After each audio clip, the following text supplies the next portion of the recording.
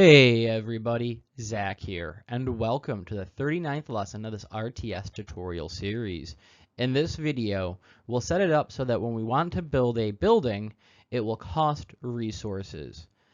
That said, fire up your editor, and let's get started.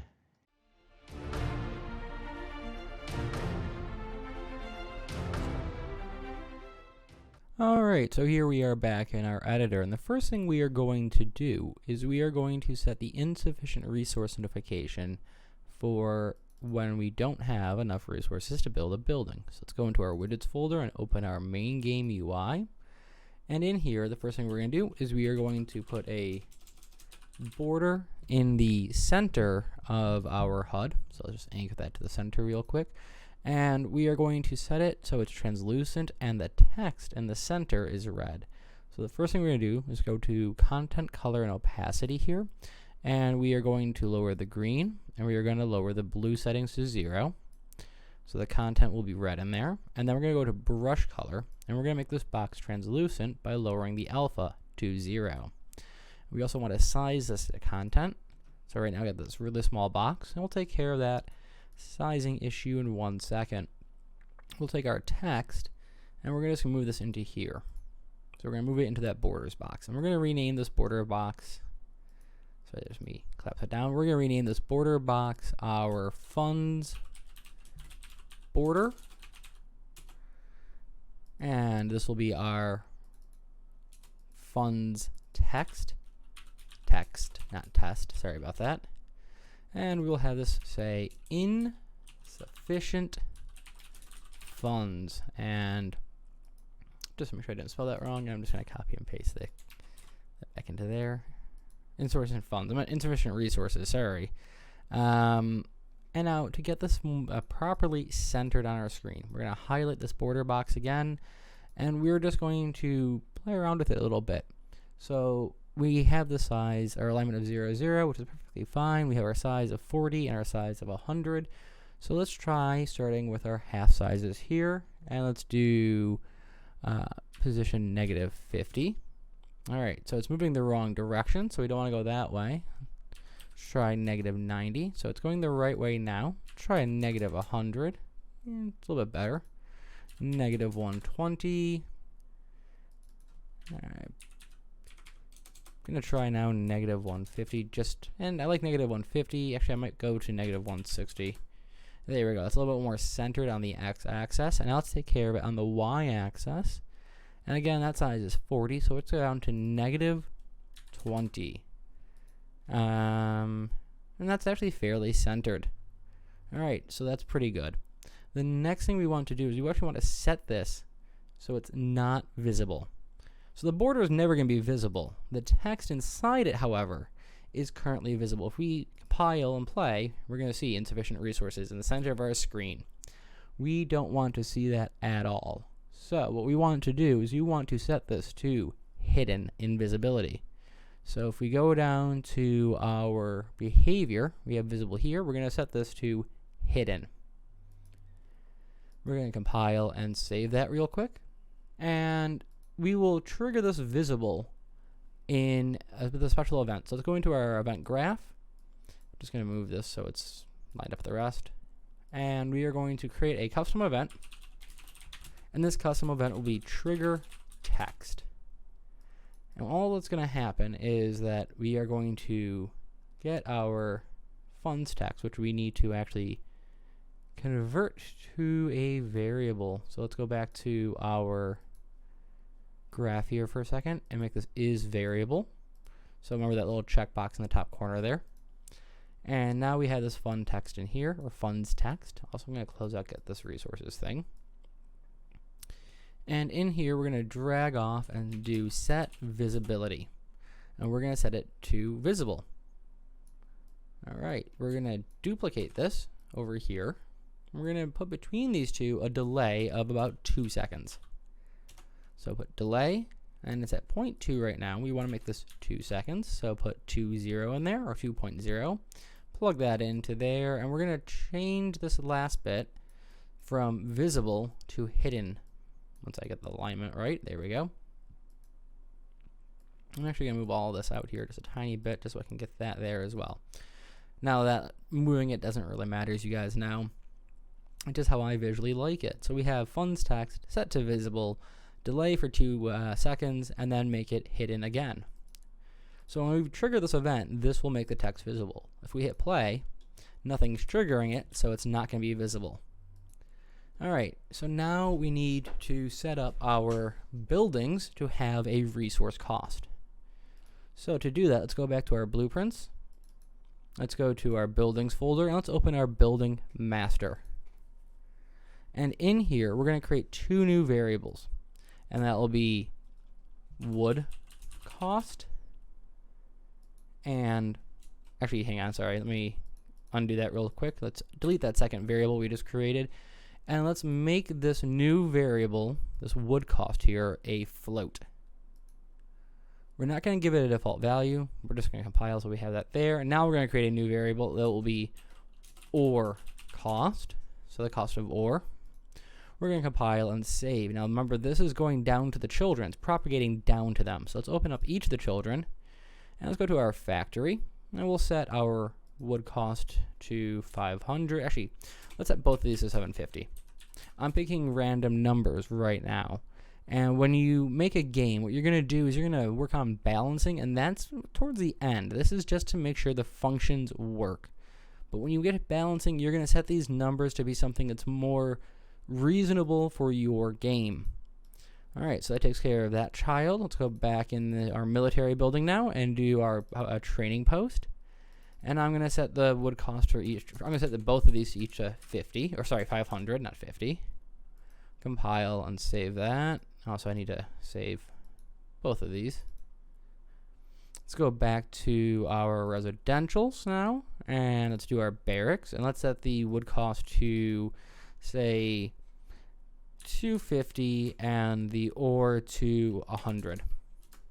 And this is so we have different numbers occurring. Actually, let's change that as well. Let's make this the wood cost of our training post 600.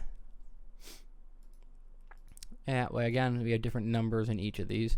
And then in our silo, let's do, say, 250 on the wood and 300 on the ore. And compile and Control S, save everything.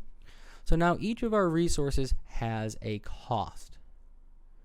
The next thing we need to do then is we need to get this information from our preview. So what we're going to do is we're going to go into, let's go into our building preview, or our construction preview. So go back to our buildings, go to our construction, or preview building here. And what we're going to do in here is we're going to set up the passing of information on our building costs. And it's pretty much the same thing we've been doing from the get-go. So on this spawn preview, we're going to add in 2 new variables, and that will be wood cost, which again is going to be a boolean, sorry, not boolean, and float, and ore cost.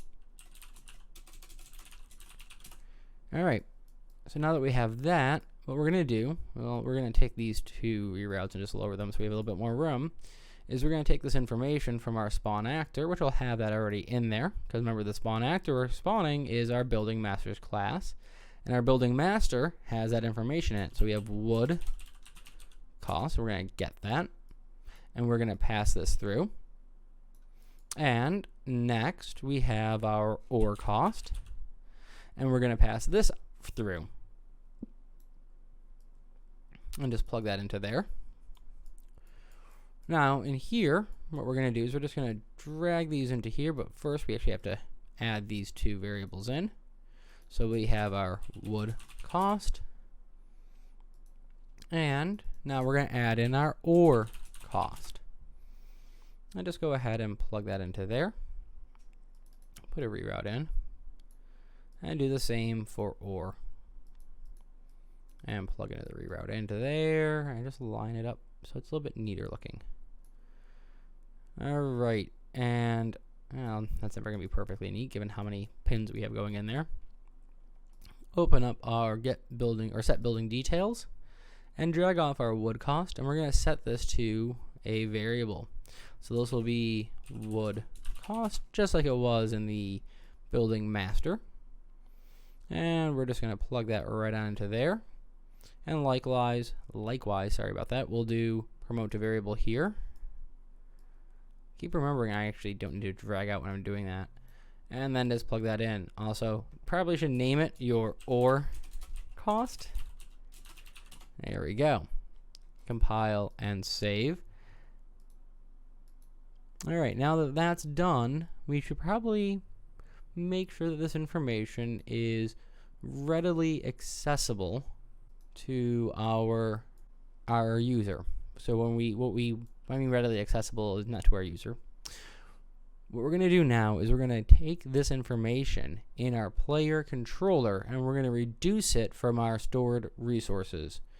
So let's go back to our blueprints folder, go to your player controller, open that up. And remember, we have our resources here where the resource information of the user gets stored. What we want to do, and again, this is going to be cleaned up so it's not as hectic looking as it is right now, is we are going to add a check on our left click, which is our primary action. So we're going to go past in delete mode. We are going to be in build mode. And what we want to do when we're in build mode is we want to reduce the number of resources the player has if they have enough resources to build the building. So what I'm going to do is break that branch for a second. I'm going to take all of this and just drag it down here for a moment. I'm going to put another branch in, and I'm just going to pause on this part of the screen for a second and go to a new function. This new function will be called check resources. Check resources will be a pure function, and at the end of this we'll have one output with a boolean, which is has enough, which will be has enough resources to build the building. And what we're going to do in here is we are going to break this, and we're going to do, actually no, we're not going to break this. I don't know why I did that. Sorry about that. We are going to do an and. So we're checking here, do we have both the wood and the ore? So let's drag off this has enough, do an and. And the first one will be our wood resources. So let's grab our wood resource and our ore resource. And we also need to get the reference to our construction preview. So let's get our construction preview up here. And we're going to get our wood cost, put a reroute into there, and get our ore cost. And we want to know, is this number, is our number of our wood resources greater to or equal to the cost? So is this greater or equal to this? And if that's true, then we're on the right track. We also want to know, is our ore resource amount greater or equal to our ore cost? And again, if that's true, we are on the right track. And if both are true, then we have enough resources to construct the building. We're going to plug that into there, and we're going to compile and save. Let's go back to our event graph. We'll drag this get resources in, plug that into there. So we'll check, do we have enough resources? If we do, then we want to do a new step in here. But before we do that, let's worry about we don't have enough. And that one's actually relatively simple to take care of. We're going to just get a reference to our main UI. So we have our HUD main game. We're going to get that. And we are going to do trigger text. Remember, this is going to trigger the text saying you don't have enough resources. So we'll just put that down here, put a reroute in so it's a little bit neater. All right, there we go. Now, before we actually build this building, well, actually, we're going to do one thing. We're going to actually break that and bring this branch over first. we are going to check, are we even able to build at the location it's at? Now you could do this as an AND statement where it has to be overlapping or not overlapping, and you have enough resources, but then you're not going to get this unless it's just easier to do it as two ANDs in my opinion. You could reverse them is what I'm getting at. You can take this and do that one first, and then you can check, do you have enough resources? And actually, in fact, I am going to recommend that we do that. So I'm just going to unpin this for a second. Unpin that. We're going to just take all of this, and we're just going to move this here. Just because I think it reads better that way, honestly.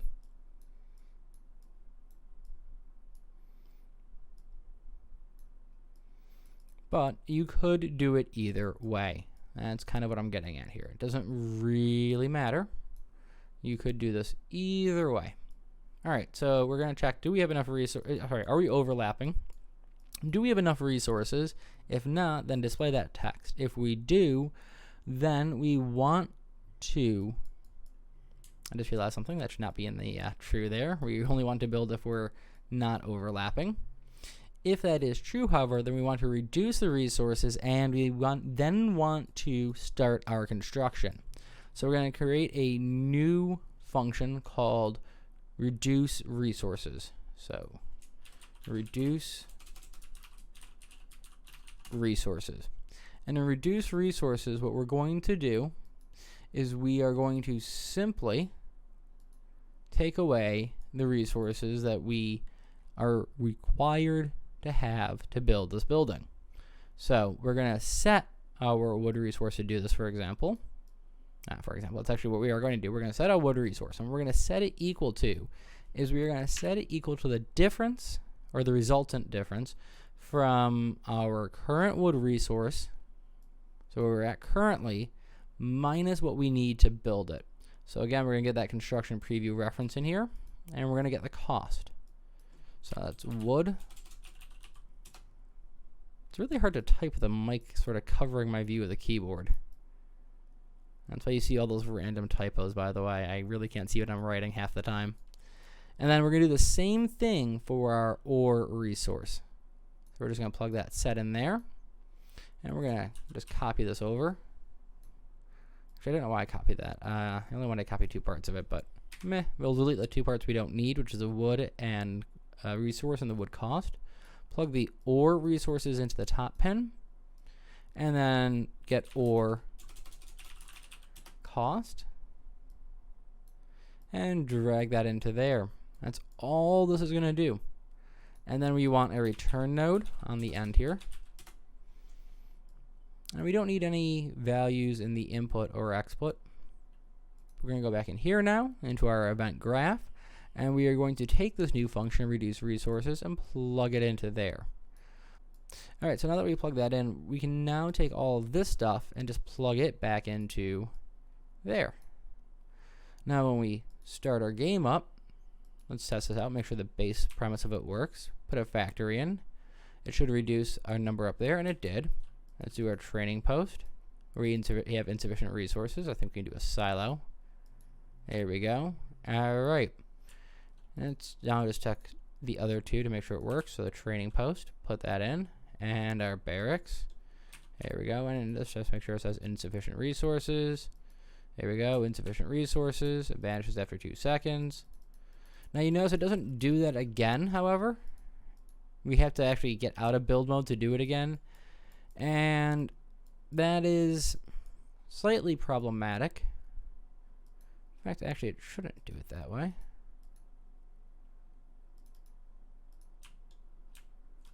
There we go. Ah, there we go. Okay, I don't know why I wasn't doing it earlier.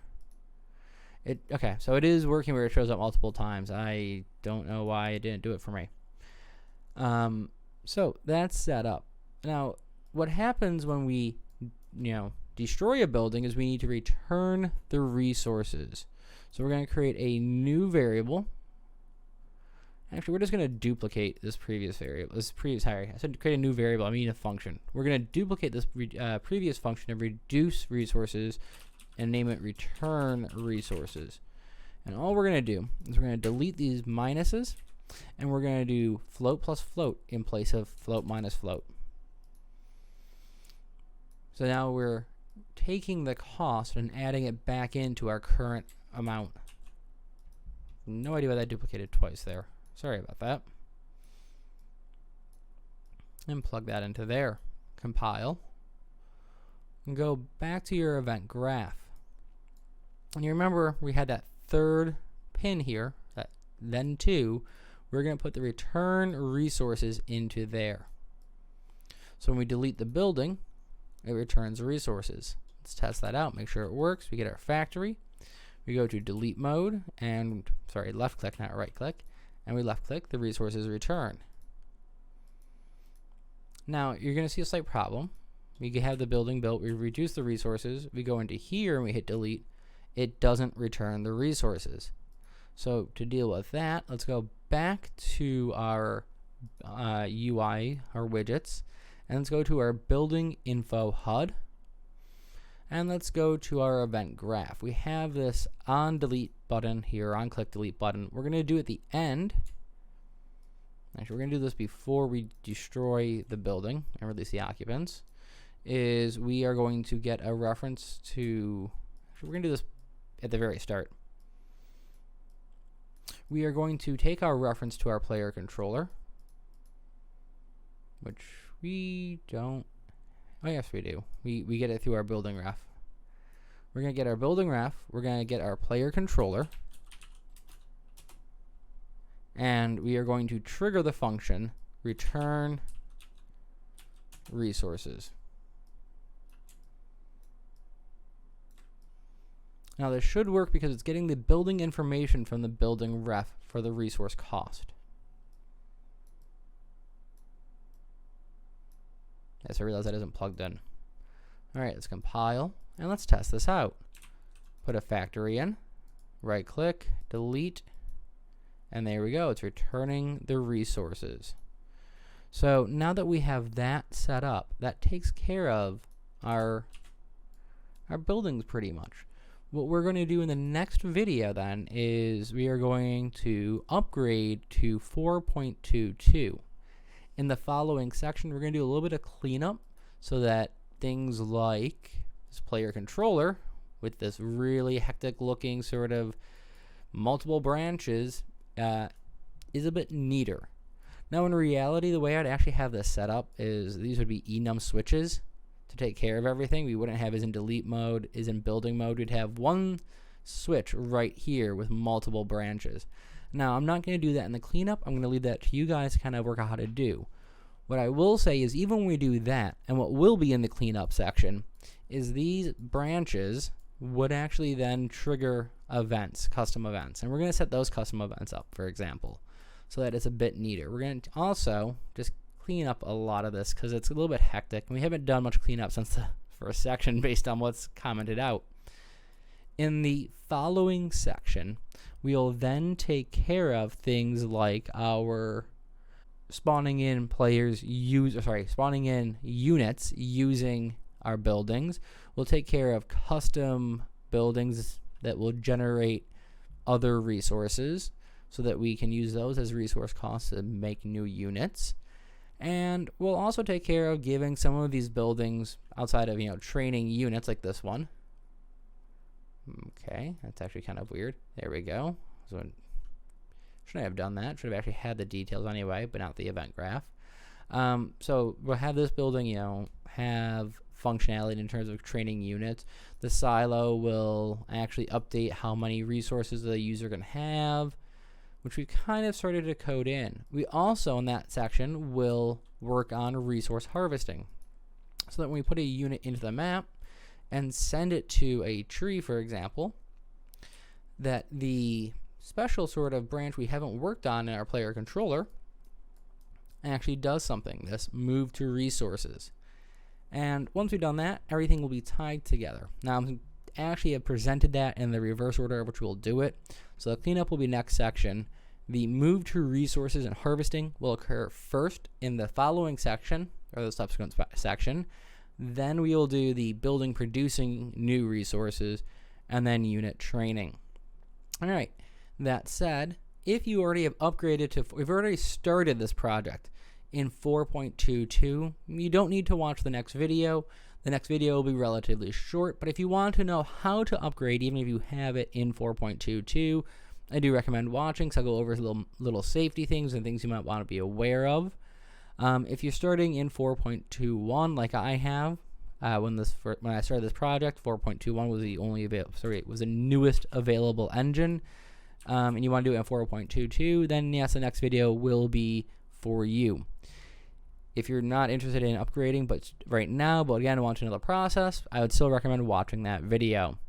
That said, if you guys want to see anything in this series, as we're getting from the meat and bones of the sort of core components now into the putting those components together and then into the enemies, let me know down in the comments below. If you've liked this video, hit that like button below as well.